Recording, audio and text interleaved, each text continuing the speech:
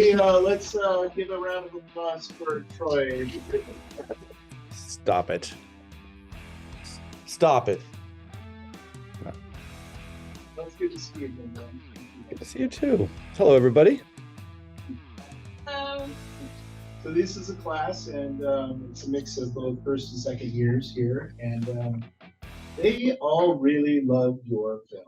Oh, yay. It's just a big, what would you guys call it? This sort of inspiration? Yeah.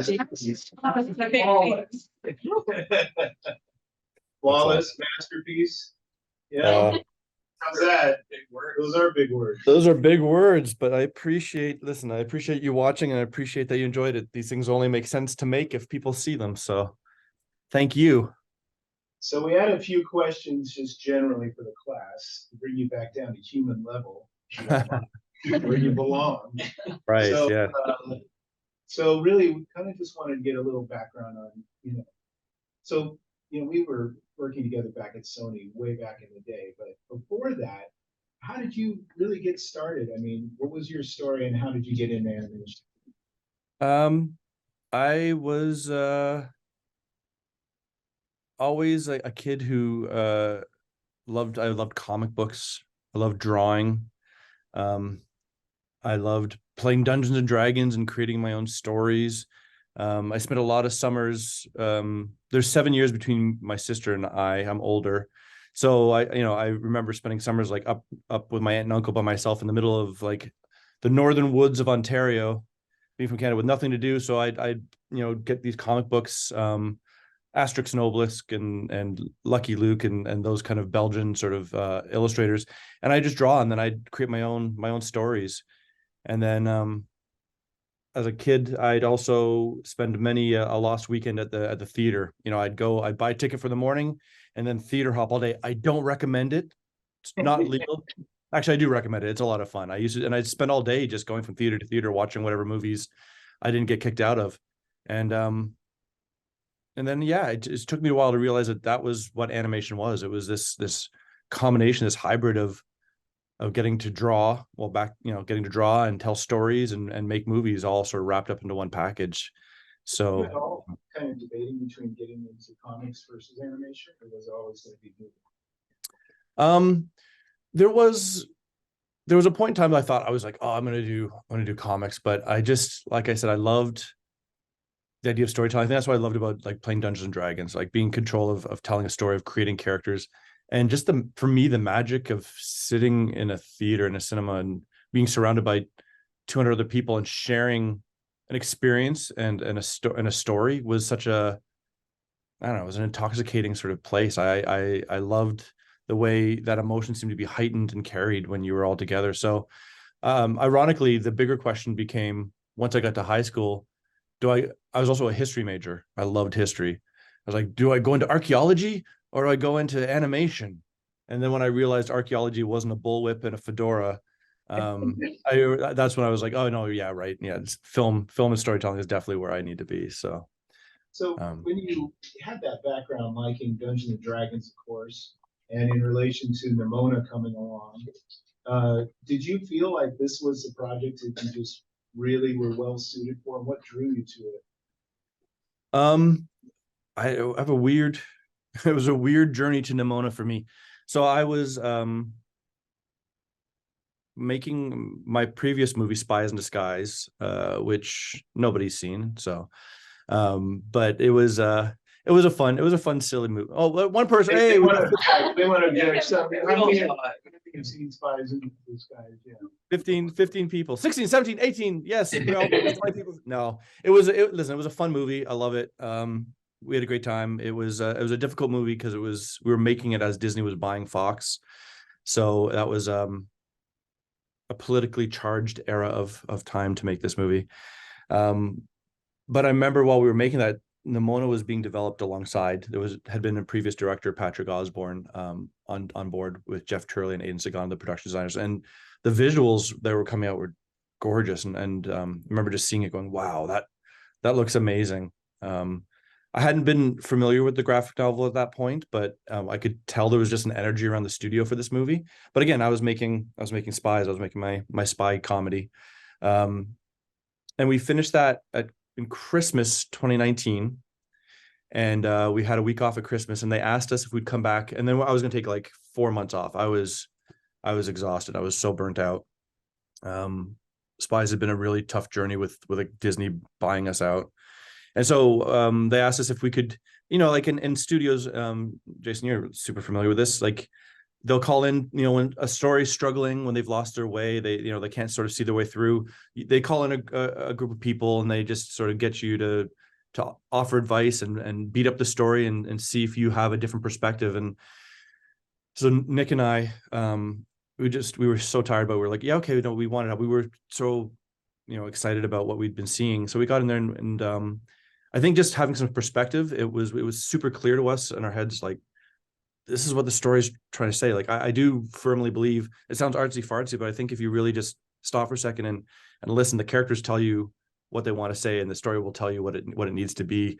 Usually when things go wrong, it's because people are trying to fight the nature of something. And with Nimona, it was very clear that they'd been asked to fight the nature of what was foundationally in the story, with the relationships, with the subject matter. It's for a big studio, tackling anything that's LGBTQ plus is a historically tricky thing, unfortunately.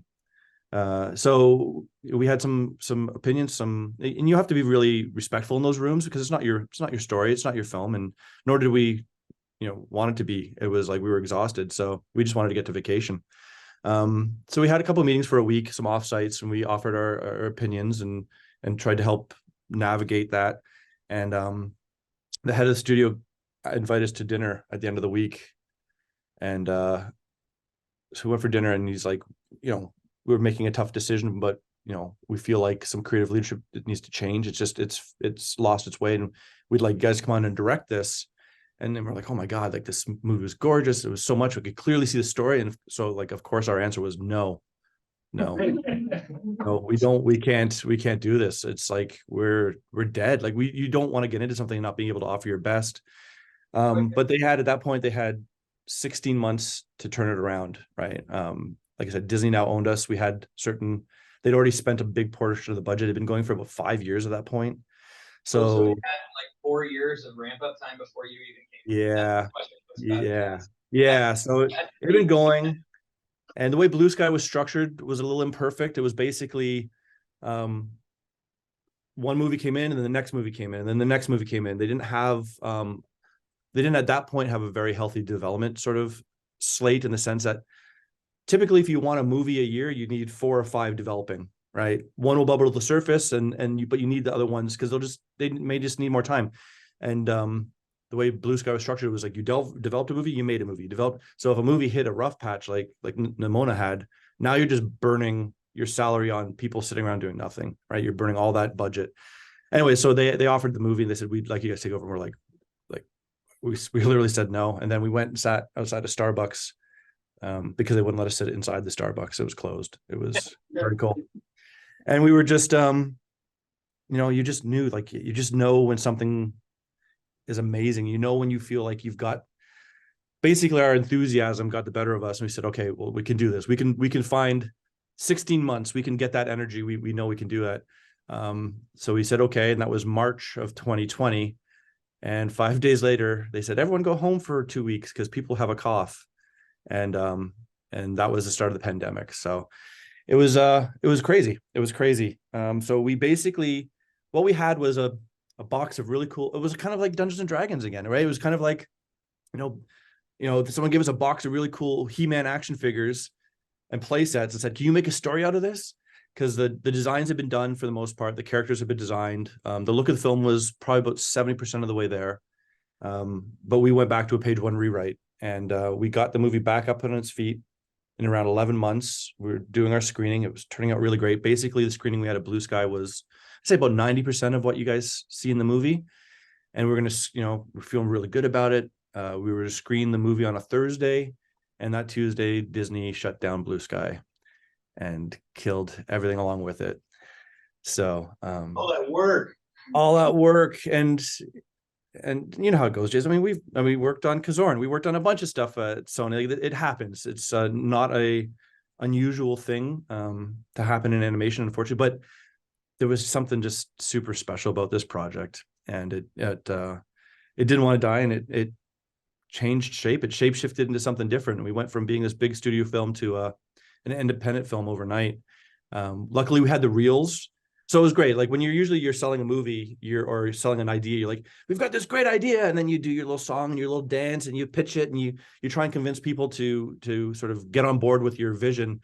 And we were lucky enough we could just say, hey, like, here, watch this, and press play and say, like, do you want to make this movie? Which is a really rare case in animation.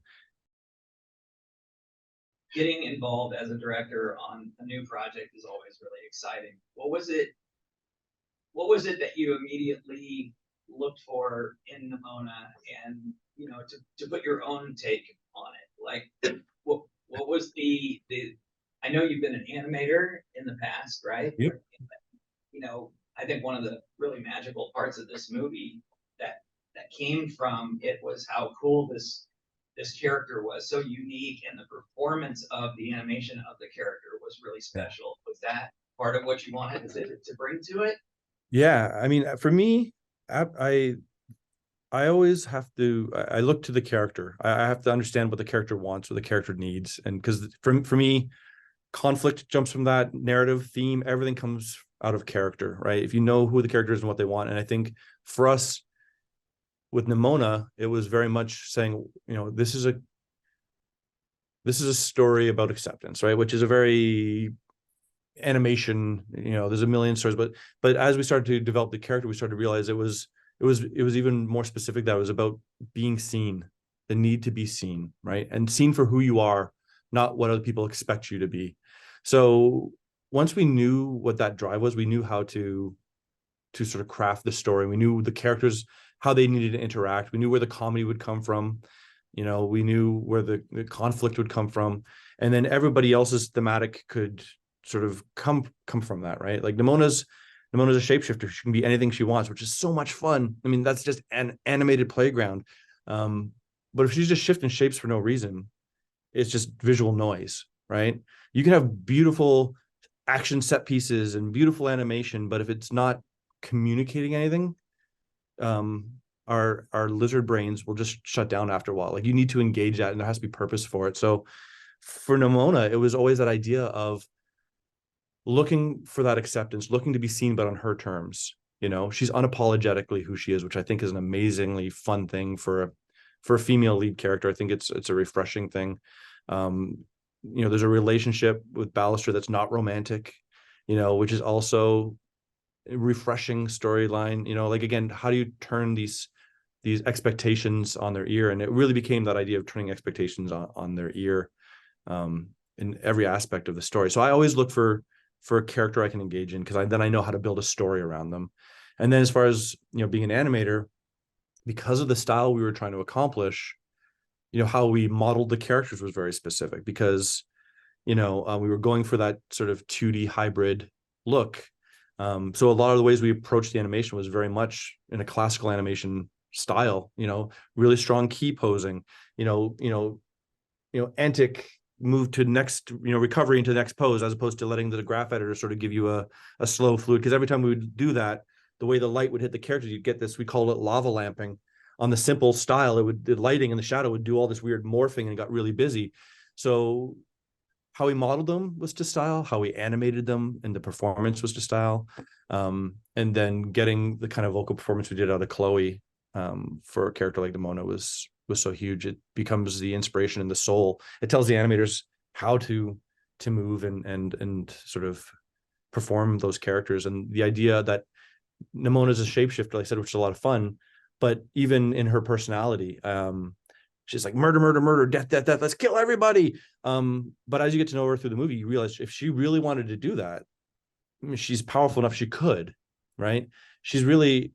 That's her trying to connect with Ballister, who she thinks is a villain, right?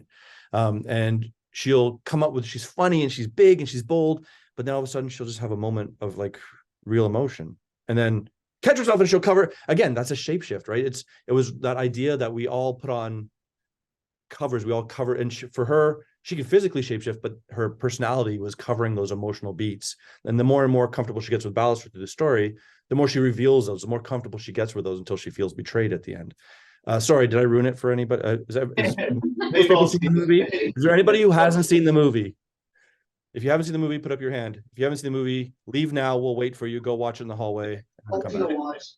Out.